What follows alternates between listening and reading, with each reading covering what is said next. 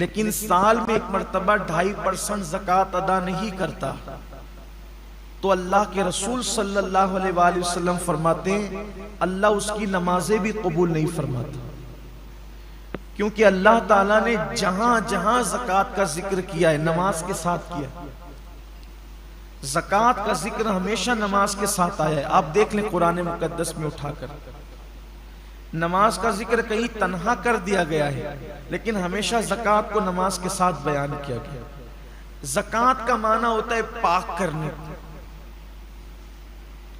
زکوٰۃ کو زکوٰۃ اس لیے کہتے ہیں کہ ہر چیز کا ایک میل ہوتا ہے، تو یہ جو ہمارا مال ہے اس کا میل نکالنا، گویا کہ ایک سمجھانے کے لیے کہہ رہا ہوں، یہ شارحین نے بھی لکھا ہے حدیث پاک کی شرح میں کہ یہ جو زکوٰۃ نکالی جاتی ہے مال کا میل ہے، تو جیسے کپڑوں سے مال نکل جاتا ہے تو کپڑے کیسے صاف ہو جاتے ہیں، ایسے جب ہمارے مال سے زکوٰۃ نکل جاتی ہے تو ہمارا جو مال ہے وہ محفوظ ہو جاتا ہے، اللہ کے قلعے میں محفوظ ہو جاتا ہے، اور اس کی حفاظت پھر اللہ اپنے ذمہ کرم پر لے لیتا ہے۔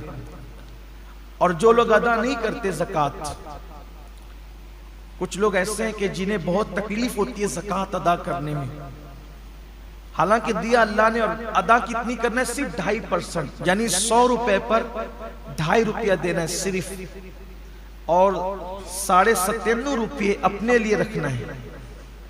اب دیکھیں 97.5 کتنے ہوتے ہیں، اور صرف 2.5%، اور یہ فرض ہے۔ سیدنا صدیق اکبر نے ان کے ساتھ جنگ کی تھی، جن لوگوں نے اللہ کے رسول علیہ السلام کے وصال کے بعد زکوٰۃ ادا کرنے سے انکار کیا تھا۔ صدیق اکبر نے فرمایا تھا میں ان کے ساتھ ایسے ہی جہاد کروں گا جیسے ہم کافروں پہ جہاد کرتے ہیں، حتیٰ کہ اگر دور رسالت میں یہ اونٹ کی نکیل اور رسی بھی بطور زکوٰۃ دیتے تھے، اگر یہ رسی بھی روک لیں گے تو بھی میں ان کے ساتھ جہاد کروں گا۔ اور آپ نے کیا۔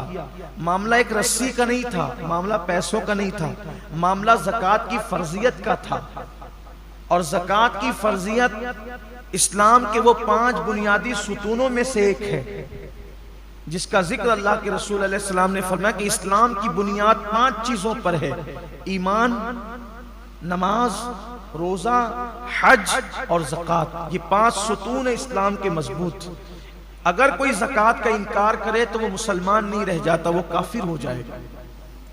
تو کچھ لوگوں کو زکوٰۃ دینے میں میں اتنی زکوٰۃ کیسے دوں؟ اللہ نے دیا ہے، اللہ نے تو فرمایا کہ ہماری دی ہوئی روزی سے، اللہ کی دی ہوئی روزی سے۔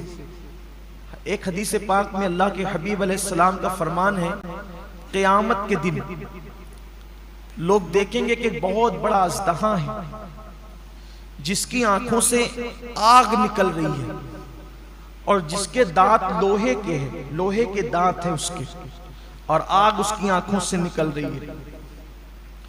وہ ڈھونڈے گا تو دیکھے گا کہ ایک بندہ جو زکوٰۃ نہیں دیتا تھا، وہ اس سے مخاطب ہو کے کہے گا تیرا دایاں ہاتھ میری طرف کر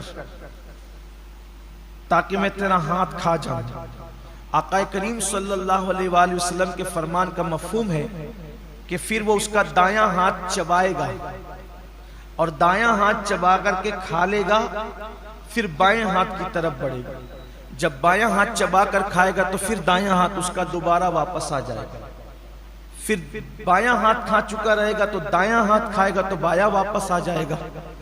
اور جس وقت وہ اژدہا جس کی آنکھوں سے آگ نکل رہی ہوگی اور دانت اس کے لوہے کی ہوں گے، وہ بھی جہنم کے بنے ہوئے لوہے کے، تو وہ جب چبا رہا ہوگا تو اس کی چیخ ایسی نکلے گی کہ اس کی چیخ نکلنے سے پورا میدان محشر کانپ جائے گا۔ آپ سوچیں وہ چیخ کیسی ہوگی کہ پورا میدان محشر کانپ جائے گا۔ تو پوچھا جائے گا یہ کس کی چیخ ہے؟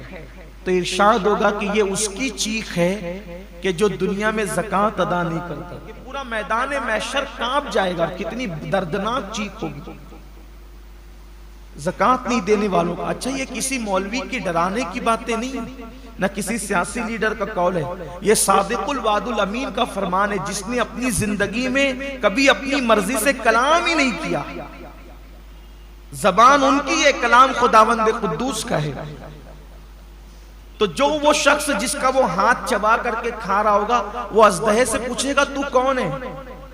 تو کہے گا کہ میں تیرا مال ہوں، تو مجھ سے محبت کرتا تھا لیکن میں تجھ سے محبت نہیں کرتا، بچا بچا کے رکھتا تھا۔ آج مال ہی کی محبت میں لوگ زکوٰۃ نہیں دیتے۔